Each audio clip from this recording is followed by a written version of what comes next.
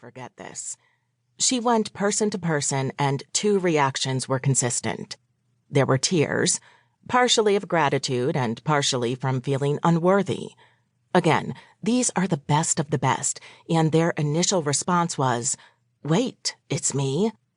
Then the next question out of their mouths was, "How much more can I do to make sure that I prove I was the right choice? How much harder can I work?"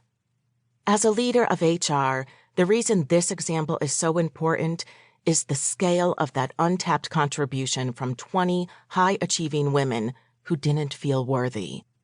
How many people aren't stepping into the right position because they aren't sure of their skills or impact?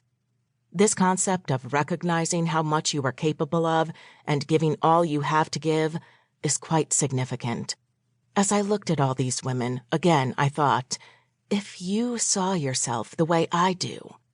At the end of that year, because we focused on the hurdles and Linkage's outstanding model, we talked about recognized confidence, having clarity, and making the ask.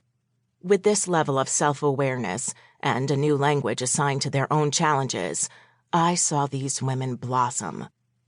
HR is my passion. Every job I've done, 11 or 12 roles over the years, I loved. This is my purpose. So, when I got promoted to VP recently, I was full of clarity and confidence. Not long after my appointment, I learned that we would be moving our headquarters from California to Texas. Everything about this move would impact people. Their lives would be turned upside down. Would they move to a new state and stay with Toyota? For most people, there is no easy answer. Then, my inner critic seized the moment. How will you make sure you do this right? You're not prepared for this. You've never led a company through this specific challenge. And you will be leading a team to support the organization, and they will have the same life-altering decisions. You're not the right person. For 24 hours, I did this painful wrangling with myself. Then, my rational side took over, reminding me of Susan's talk at Linkage's Women in Leadership Institute. I pushed pause. My compassionate center took hold.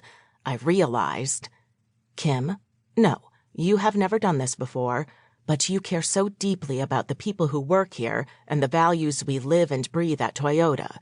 Who you are and what you bring will see you through. There was this shift. I could do this. It was the training, language, education, and self-awareness, not only in what I would feel challenged by, but also being able to claim what I'm good at, that allowed me to step up and tackle this hurdle. I will never again have a career experience that has stakes that high or such huge implications for a company and for literally thousands of people. This is just a recent example of what mastering these hurdles meant for me. Susan has taught me how to pause when my inner critic takes over. Now I literally think of that red pause button in my head and push it. It helps me stop. By listening more rather than thinking I'm right, I can get the most out of what others have to offer.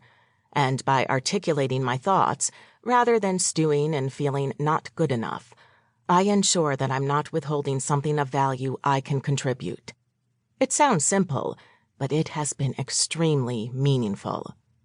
Susan's impact, her insight, her honesty, and willingness to speak the truth without exception is very easily taken in a loving way.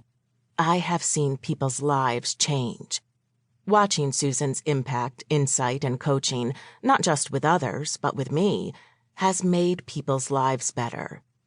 When you're better at work and contributing in a way that makes a difference, when you're being stretched, when you're accomplishing things that are meaningful, when someone believes in you, you're a better parent and partner. This is work that changes people's lives. Not just by making them effective at work, but more effective in all facets of our lives. When you unburden yourself of all that self-talk and criticism, you'll be better everywhere. This stuff matters. It genuinely changes people's lives. That is what gets me out of bed every morning. I care about our business. We are a for-profit company. We do amazing things for